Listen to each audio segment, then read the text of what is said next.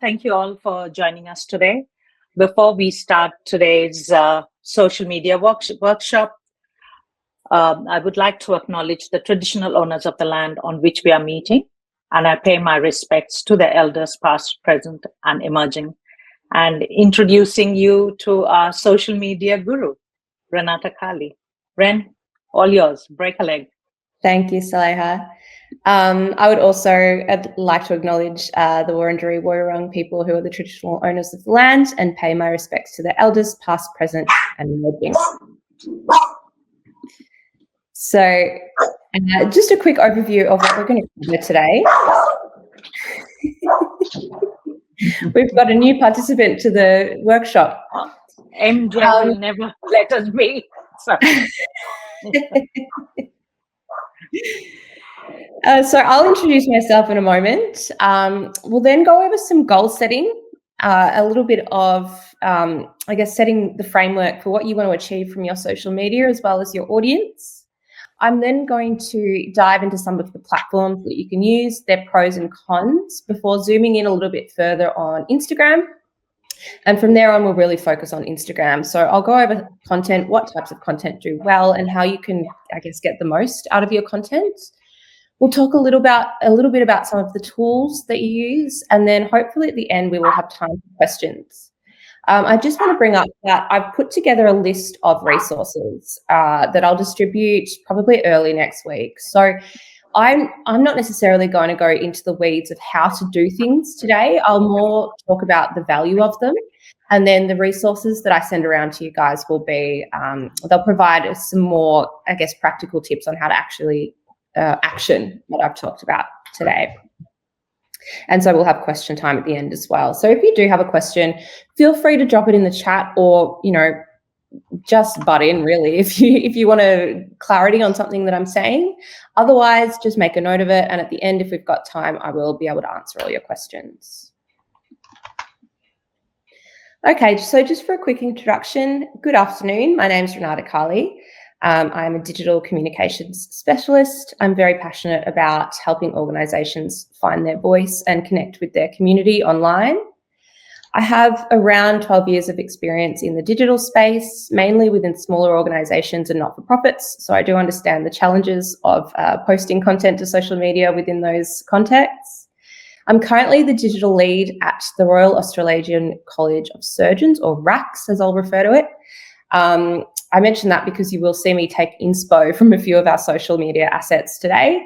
I'll also take a little bit of inspo from Matters Journal, which is an online magazine that I was the digital editor for way back when in 2019. So today I'm going to be giving you an introduction to using social media strategically, with a focus on Instagram, as I mentioned. And by the end, I hope you'll have an understanding of some of the different platforms and their uses, the strengths and limitations of Instagram in particular, and how you can get the most out of your content. Okay, so let's start with your why. When you manage social media accounts, I think it's a great idea to have a strategy in place. Some people hear the word strategy and it's a little bit scary because to them it means a really long, in-depth document with lots of different sections. It doesn't have to be like that. You don't even need to document your strategy. What I mean is just answer a few questions. Ask yourself a few questions and answer them about who you are and what you want to achieve, and that will really set up your framework for how you approach social media going forward. So what do you want to achieve is one of the biggest questions. It might sound abstract, but what are you trying to actually get out of using social media? So that could be raising awareness about your work. It could be encouraging participation, advocating for your community, sourcing sponsors or partners, even just starting a conversation. I think goal setting is really important. And I think it's as important to set big goals as it is to set small goals. So small achievable goals are really great. But unless you're doing social media full time as your job, they can actually hinder you a little bit. So for example, let's say I run an ice cream business. My small goal for for social media might be to get 100 likes on my post about ice cream, or it could be to sell 100 ice cream cones by December. A big goal might be, I want to be the leading ice cream shop in Australia, or I want the Prime Minister to come and visit my ice cream shop. Those might not be achievable. It doesn't matter. What they do is help you set a framework for the kind of content that you want to post, and help you think about your content strategically and make sure it's working to achieve your aims. Another really important question is, what are your values and how does your content reflect them? So I love fashion content online, and there's something called the 3 words method. And I want to bring it up now because I actually think it's really useful for a lot of different things. So the 3 words method is where you look at your style and you come up with 3 different adjectives that encapsulate that style. And that sort of, again, acts as a framework for how you look at fashion. But I want to apply this to social media. So a good exercise you might do after this workshop is to look at your digital platforms and your existing content there and come up with 3 adjectives that define who you are. So this can include descriptions of your visual content. It can also include your tone of voice. It can also include your values as an organisation. Often with the 3-word theory, the first 2 words describe your style as it is, as you're already presenting yourself to the world. And then the 3rd word is a little bit more aspirational. It's a bit of a stretch goal. So what do you want to convey? So for an example of this, this might not be super helpful without showing the specific Instagrams, but I did look at the Racks Instagram, my work Instagram that I curate, and I've come up with 3 words for that, which are dynamic, professional, and inspiring. And then I've gone and looked at my own Instagram, my personal Instagram, which is mainly holiday pics. And I've come up with the 3 words for mine, which are breezy, honest, and vibrant. And again, those 3rd words are sort of what we're trying to aspire to, with the first 2 being what we're already doing. So I know, again, this sounds a little bit wishy-washy, but I hope that this method can sort of provide a lens through which you think about your content. It all goes back to strategy. So if you're not sure whether something quite fits what you're trying to do, you can ask yourself, does it embody my 3 words? Likewise, if you're a little bit stuck for content, you can look to your 3 words for a bit of inspiration. Something else that's important, excuse me, is thinking about what type of engagement is valuable to you. So are you aiming to just get as many likes and shares as possible? That's valid. But are you maybe hoping to start a conversation instead? Perhaps you just want to know that your posts have reached the right people. I would guess, making an educated guess, that as community organisations, it's about quality of who you reach over quantity. You want to reach your already engaged audiences, and you want to reach them with a message that's tailored for them, rather than just blast your message across the globe. So think about who is engaging with your posts, and think about what you want, how you want them to act after you've engaged with them. So finally, capacity. I think this is maybe the most important point in goal setting. What can you realistically manage? Remember that.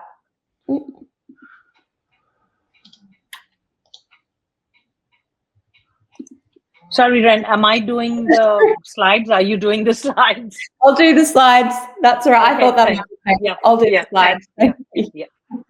You're way ahead of me. Yeah, I realize that. Yeah, I want everyone to think about capacity. So what can you manage and how does it align with your priorities? Social media management, it can be a full-time job for some people. It can be really time-consuming.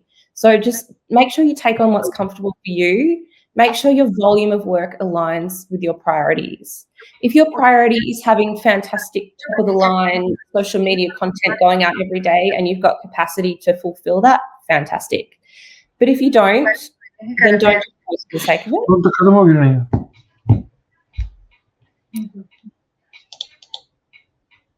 it. It is much better to post less often but with intention than it is to just post for the sake of it.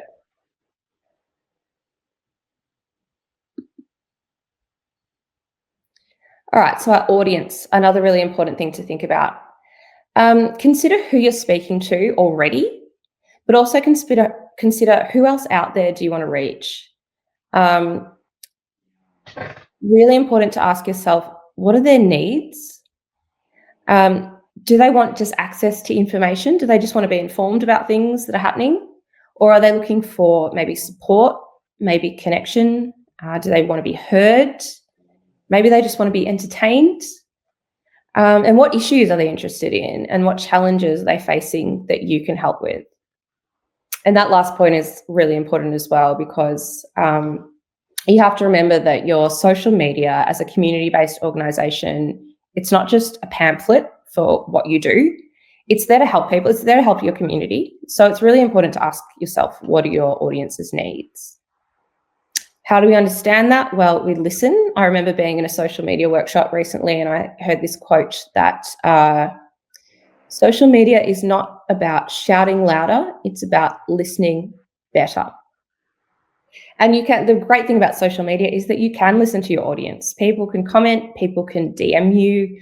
Next time you're at an event that you've put on, you can actually just chat to people. People love giving their feedback, especially good feedback on what it is that you're doing right or what they'd like to see more of. So listen to your community. Use their language, speak in their language. This could be literal. This could be literally a language other than English, but it also can be your tone. So that could be a very professional language. It could be playful. It could be straightforward and honest. Make sure that once you sort of understand your audience, you are using your tone to speak to them directly.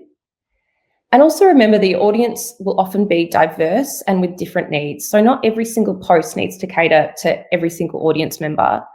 If you work with kids, you might want to speak in the kids' language in one post. You might want to speak to the parents in another post. You might want to speak to potential sponsors in another post. That's fine. As long as all of the posts in general sort of come together to address the needs of your diverse audience.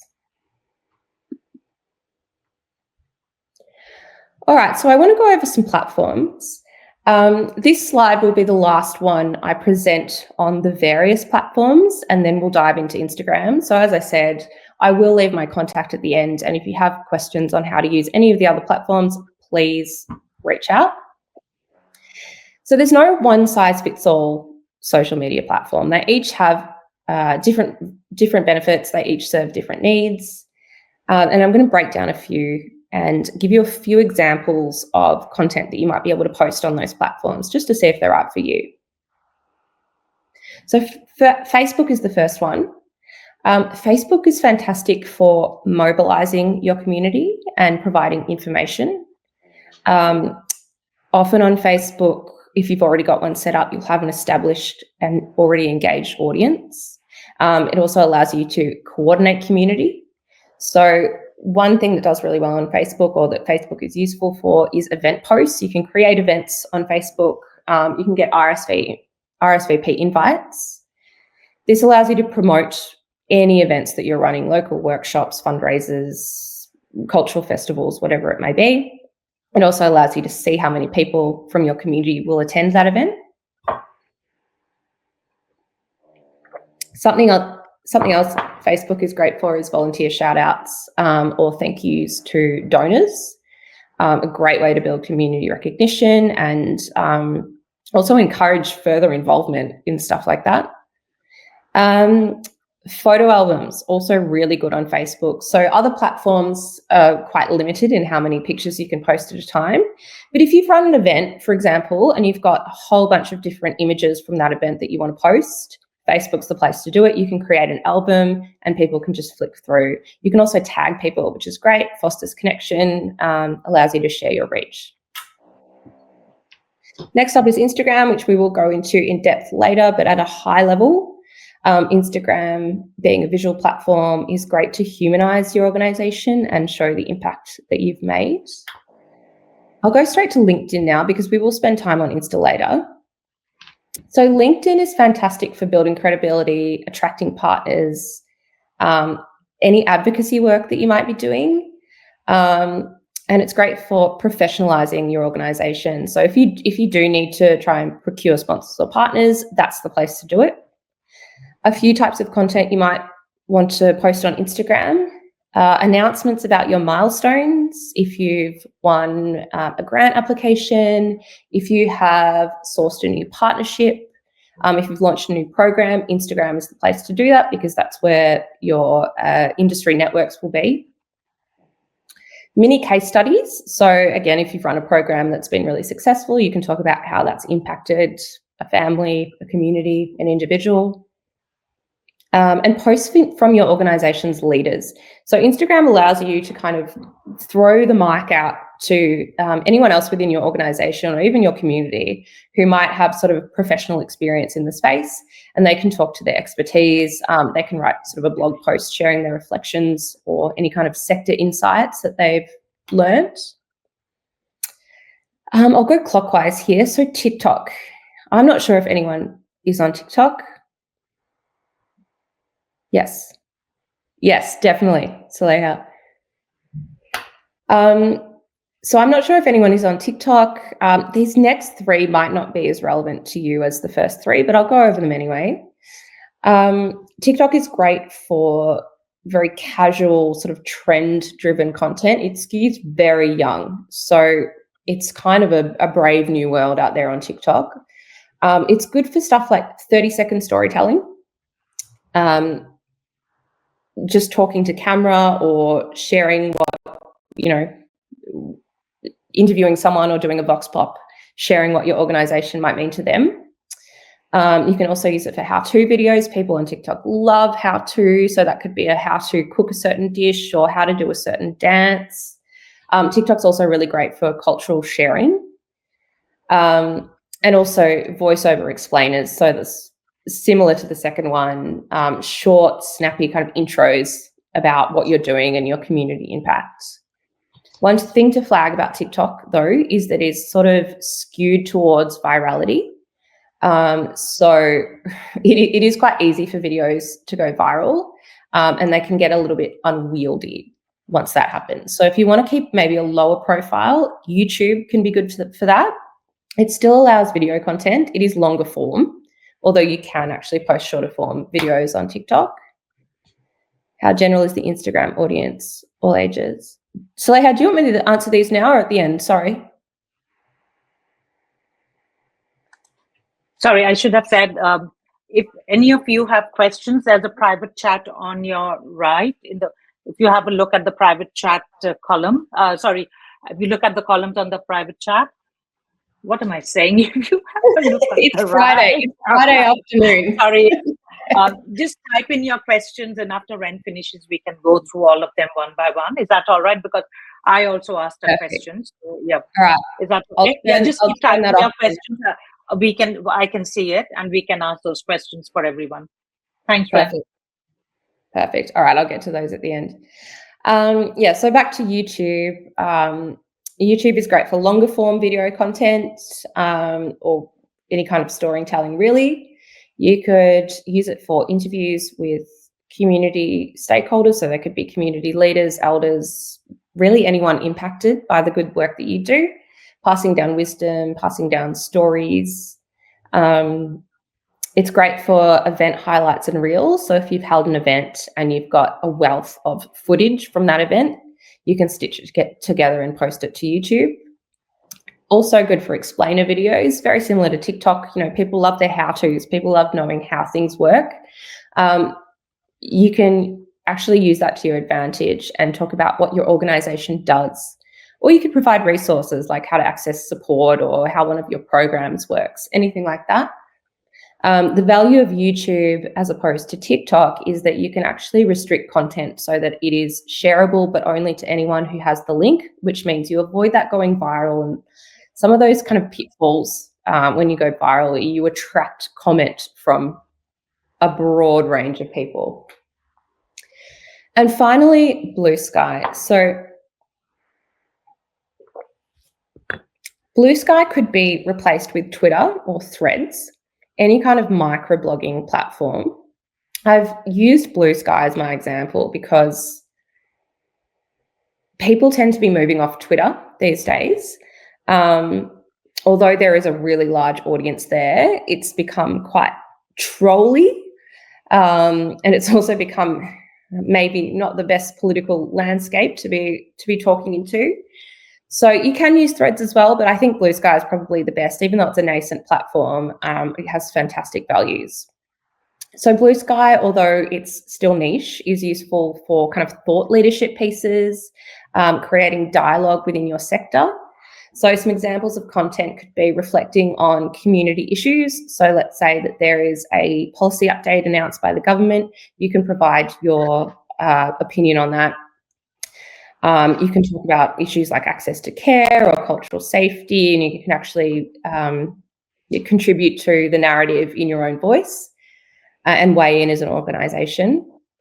Another one is sharing links to press coverage or blogs. So if you've written a blog post or if media has profiled your organisation at any point, just share the link on Blue Sky. It's only a 280 or something character limit, so there's no real obligation to be drafting long amounts of writing for it. Just really quick and easy to share. And the other thing about Blue Sky is it's very sharing heavy. So you don't even need to comment on something. You can amplify voices by boosting updates from your partners or your allies in the space just by clicking share. Don't even need to write anything. So the right mix of platforms depends on your goals. It depends on your audience. And as we said before, it depends on your capacity. I wouldn't expect that any of you would be using all 6 of these. I'm certainly not. I'd never have in any of my jobs. But it is good to know, what they can do for you and how you can mix and match according to your needs. Righto. So let's zoom in on Instagram a little bit. I think many of you, but am I right in saying not all of you are using Instagram? Can I get a show of hands if you're using Instagram? Okay, so a few of you. Look, it's nothing to be scared of. It is a free tool. It is a very visual tool. What that means is it's ideal for showcasing what your organisation does in a very compelling and very human way. It does mean it creates limitations, and I'll go into those in a second. But what I want to stress is that the key to Instagram is authenticity, humanity. People respond really well to real and candid moments. You're going to hear me use the words behind the scenes a lot in the next sort of 30 minutes. But that is what Instagram is really good for. It now has sort of branched out into quite diverse formats. So once upon a time, Instagram was just static images. Nowadays, there are stories, there are reels, lots of video content. DMs are very active as well, direct message. So people from your community can reach out to you directly on Instagram and ask you questions. You can engage with them, which is great. The other thing I want to stress is that even without fancy equipment or a full-time team, you can still make really impactful content. The keys to this is sort of planning ahead and being intentional. And this all goes back to our strategy, what we were talking about before. What are our goals? Who is our audience? You really don't need to be, a professional photographer or Steven Spielberg to be able to make interesting photos or videos to go on Instagram. It's just about knowing what you want to achieve. Okay, so like any tool, Instagram has its pros and it has its cons. I'll start with the pros. It has broad reach. So that's really good if you are trying to talk to a lot of people at once. It allows you to speak to people outside of your follower base. So even if I'm not following you on Instagram, if you've done a really great post and you're on public, I might still see that. Reels and hashtags, which I'll go into in a second, are really valuable for this.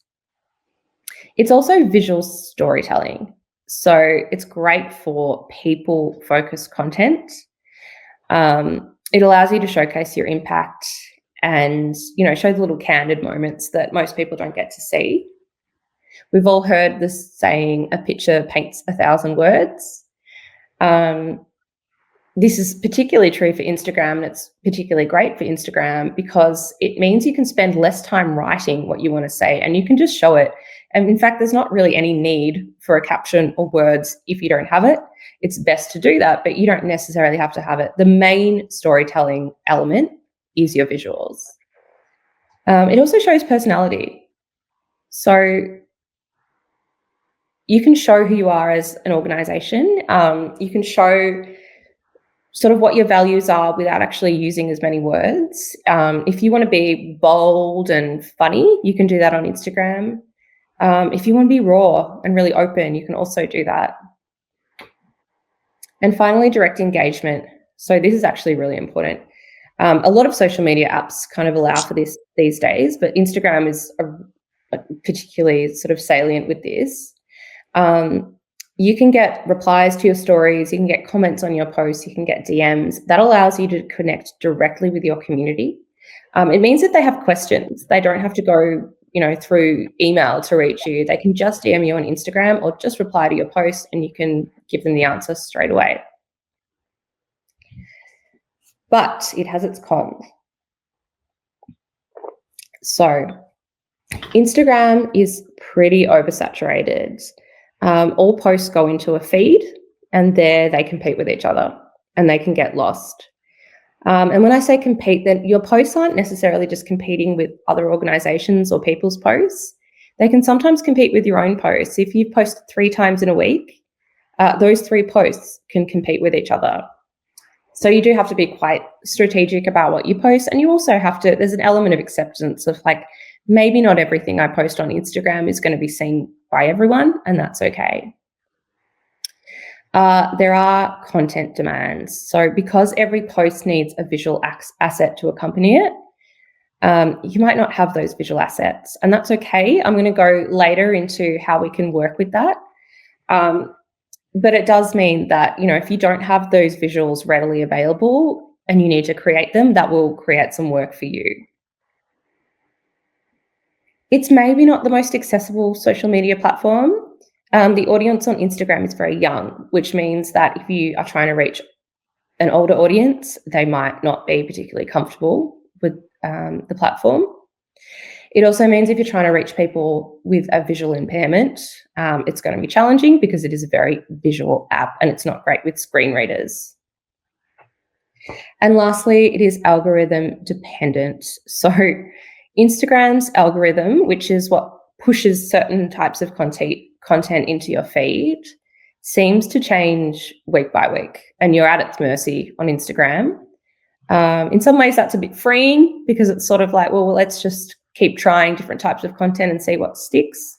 But it does mean that a post that did really well for you last week might not do so well this week.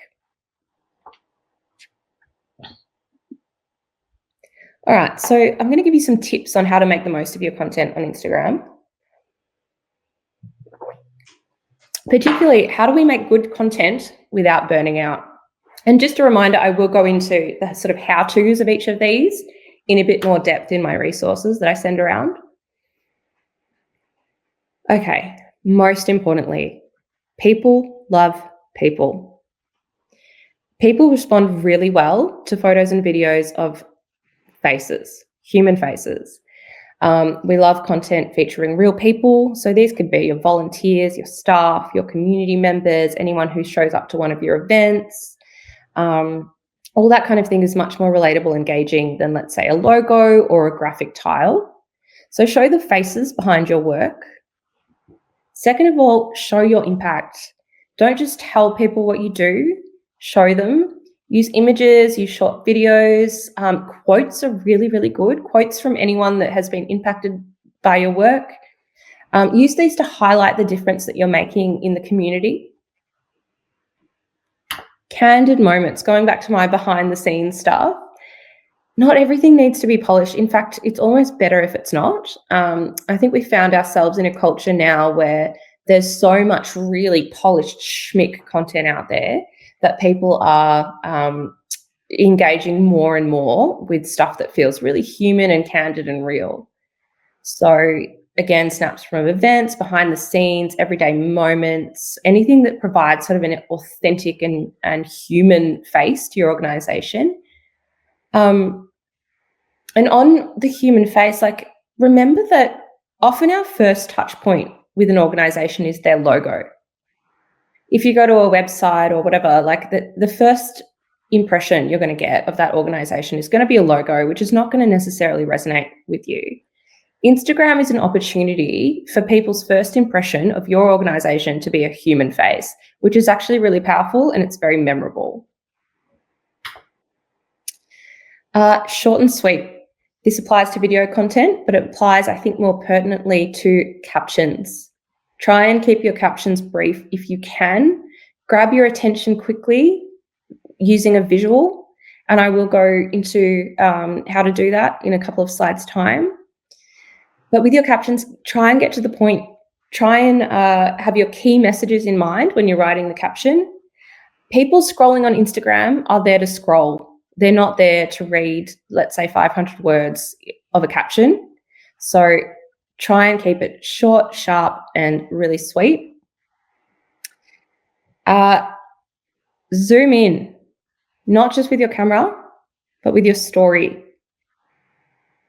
One powerful photo or a short story about a person's experience, and people really love success stories, I will say, that can say so much more than a long post with a long caption.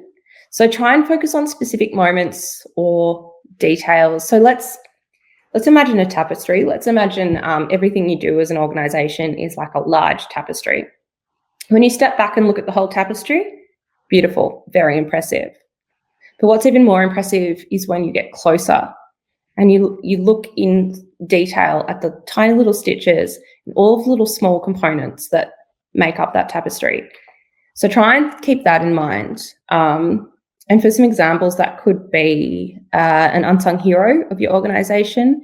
This is so-and-so, and this is, their backstory. It could also be, a piece of food and what that means to you, or a cultural costume and what that means, how it's made. So zoom in. Reuse, recycle. There's no need to invent the wheel. If you already have visual content that you haven't posted yet, just post it. If it's good content, post it. You can pull this from, past newsletters or reports or anything that hasn't gone out across your social media. Another thing to remember is that if you've already hosted an event and you're hosting another version of that event in future, use photos of the last event to promote the upcoming event. People really love to see what they're going to get when they're signing up for something. And that's going to be much more engaging than just a static sort of tile.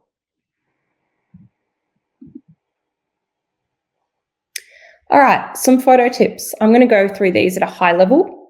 Again, there'll be a little bit more depth involved in my resources.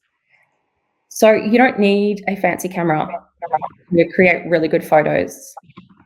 My first tip is to assign a photographer. If you've got an event or a milestone coming up and you know that there's going to be some really good photo ops, just nominate one person within your organization to take those photos. That means that it's in the front of their mind. It will be something that they prioritize, and it means that afterwards you don't have to sort of go around to everyone saying, did you happen to get a pic of this, or who's got content of that? It's already there, it's done, and it's ready to go. Lights, camera, action. Action being the most important one of these. Capturing people doing something is really important. There's obviously value in beautiful portrait shots or group photos. That's fantastic. But what people really engage with is action shots. They feel very alive. They feel very engaging. And I mean, this can really be anything. It could be someone playing a sport or setting up for an event, whatever. But people doing things is always really interesting.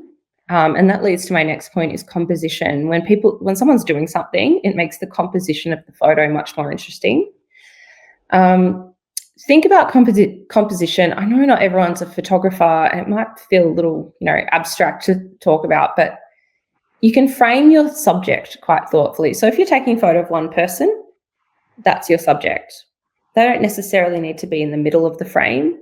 You can play around with where they are in the frame of your photo and just get a little bit creative. Okay, clean lens, steady hands, extremely important. Clean your camera lens before you take a photo or before you go off to an event to take photos of it. If you wear glasses or someone around you wears glasses, just that little polishing cloth that comes with glasses, fantastic. Give your phone camera a little wipe and off you go. Same thing with steady hands. So 2 hands on the camera, keep it as steady as possible. Take a big, deep breath before you take the photo. And remember, you can just rest it on something. If you're finding it's a little bit shaky, just, you can either use a tripod or lean against a wall or get someone else to take it for you, but just try and keep it steady, and that will make a really good quality photo. Natural light. Okay.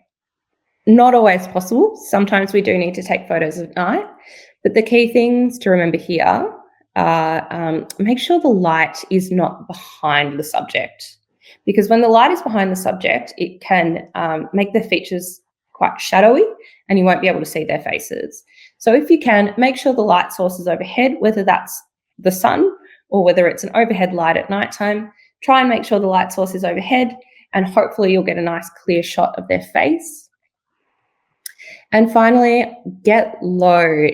Don't be afraid to crouch down. It actually makes a really interesting angle for us, particularly for group photos, for photos of children, for photos of older people. When you get a little bit low with the camera and sort of point it up, it can create a really interesting visual.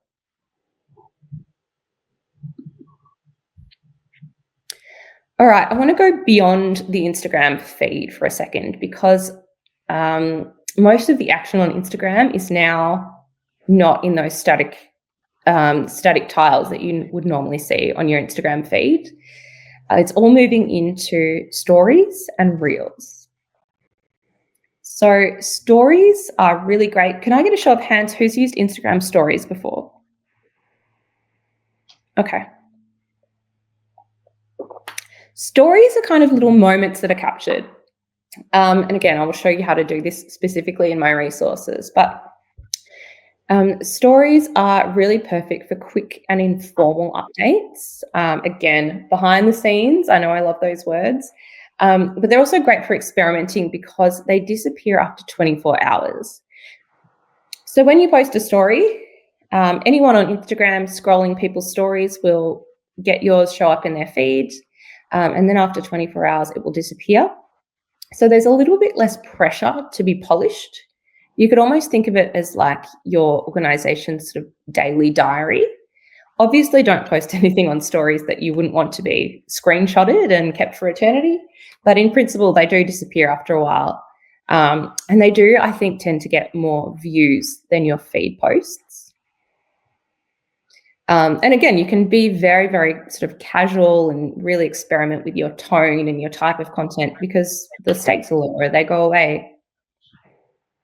Reels, on the other hand, these do stick around for as long, until you delete them, really. So they're not time specific, but they are where you can really get creative. So reels are a little bit like TikTok. In fact, it's the same kind of principle. It's just video content posted on Instagram. But instead of showing up in that main feed that you'd normally scroll through, they show up in reels.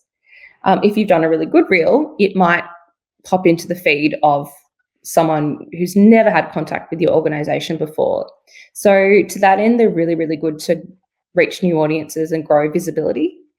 That might not be what you want as an organization. So just bear that in mind. They are prone to virality in the same way as TikTok posts are prone to virality. So just take the time to consider whether that's for you or not. But they are a great way to sort of experiment, I guess, jump on trends, get a little bit creative with your video content. I hear people say a lot that the future is video in social media. I do think that's true. That doesn't mean you need to be posting video. Again, it goes back to what you're trying to achieve with your social media and who you're trying to reach. There's no sort of compulsion just to do things because they're trendy. But if you do want to try your hand at video, it is a very rapidly growing format. Okay, so what to do when your content is lacking? Instagram is a visual app. It can be very tricky to consistently post engaging content. This might be because the subject matter is dry, or you might just not have the visual media to post. Not everyone has a whole bank of photos that they can just pop up on Instagram. So I'm going to give you 3 little tips to how to get yourself out of a dry spell. So when you're a little bit stuck, number 1, use your words but make them visual. And I'll show you examples of all of these things in a moment. When your words are really engaging, but your accompanying image is not particularly engaging, that's fine. We can overlay the really engaging words onto the image and let the words capture people's attention. You can do this using Canva or any other free online design tools. Another one is a really great way to create video content very quickly and very cheaply is to film. It could be an interview, either over webcam or in person, or it also could just be someone taking a selfie sort of video. And my third tip is take the easy wins. So repurpose old content and give it a new angle, or get your community to send in photos they've taken. Often the people who are sitting on the gold mines of content are people who were sort of just there and present and happened to take something in the moment. So leverage that where you can. All right, so some examples of these things. So using your words but making them visual. This is an example of 2 Instagram tiles that we used when I was working at Matters Journal. The image itself is a beautiful portrait of a lady. The image itself is not sort of boring or, uninteresting. The issue was, like, if you saw that image without the text just pop up in your feed, it wouldn't be immediately obvious how that was connected to the story we're trying to tell. So what we did was we took that image, uploaded it to Canva, and then overlaid some of the text from the article we were accompanying it with over the image. What that does is allow the headline on that first tile on the left there to draw you in before the image itself does. And here's another example from Rax. A very similar principle. This is an article about bowel cancer written by 2 of our members. Bowel cancer, as you can imagine, quite a tricky topic to make visually engaging. So what we've done is let the text talk for itself, and then we have included images somewhere within these tiles, but the main focus, the kind of spotlight, is on the text. This is 3 tiles that you scroll between, and then at the end there's a little directive to go straight to the article.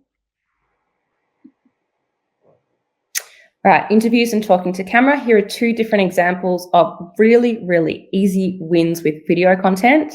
And by easy wins, I don't just mean they're cheap, I mean these are both completely free.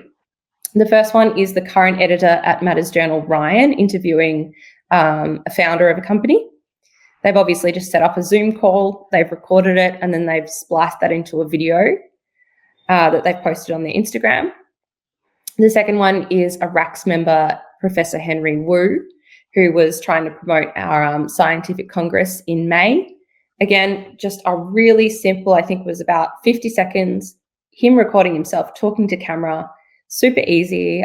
He's in his scrubs, he's in his hospital, so he's got a lot of context around him in that video. And this actually performed really well because people love to see a friendly, familiar face. And thirdly, some easy wins. So these are all images that were posted on the RACS Instagram. These are all images that were sent to us by either staff members or the college members. So none of these were actually taken by the communications team. They were just sent in. Fantastic, and they all performed really well. Fantastic examples of just working with what you've got, asking around. As I said before, no need to go back and reinvent the wheel. Just see who's got something and see if it's going to work for you.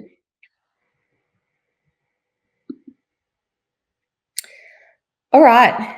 Lastly, and I'm conscious we've only got 3 more minutes, so I'll try and zoom through these. I just wanted to introduce you to some of the tools of the trade. So we've got Canva I will include a how-to in my resources, but Canva is an online design tool that's free for not-for-profit organisations if you organise it. It's fantastic for creating flyers, social media tiles, but you can also use it to edit video and do some of the tiles that I just showed you with the text over the image. It does have a bit of a learning curve, but if you're interested in what Canva can do, my advice is just set one up and start playing around. We have Buffer, which is a social media scheduler. There are many social media schedulers out there. It may not be relevant to everyone here, but if you do have a lot of different platforms and you've got a lot of content going out, using a content scheduler can really help keep track of everything that's going out and everything you've posted so far. And I'll show you the interface in a second. Likewise with Linktree, I'll show you the interface in a second. Instagram posts don't allow you to include a clickable link like other social media platforms do, which is really irritating.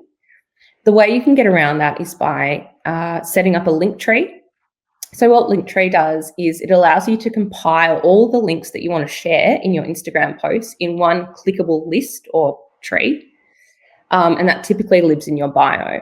So what you'd do is you'd add a link to your Linktree, and then when you do your post, you would say link in bio, and then the user can just go straight to your bio and access the link. And finally, ChatGPT, or any AI really. AI allows you to brainstorm, to rewrite your content. It can help you get a bit unstuck. It's the hot topic at the moment. My advice is avoid it. As an Instagram user, it seems like every caption on Instagram these days is written by AI and people just disengage. I think as community organisations, you want your voice to shine through and people respond well to that. It can also sort of cause some potential risks, I think, if you type something to ChatGPT and it spits out something that's not true or that doesn't align with your values, it can be a little bit risky. So look, my cautious advice is ignore it. But if you do want to use ChatGPT, I would say use it for content generation or brainstorming ideas.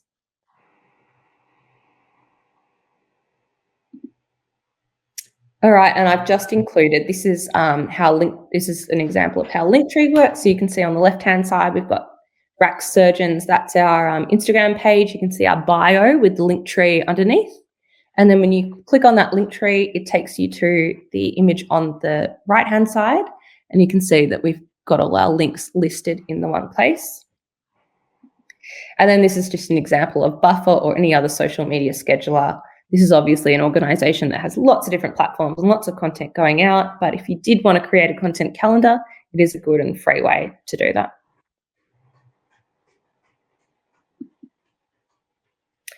All right.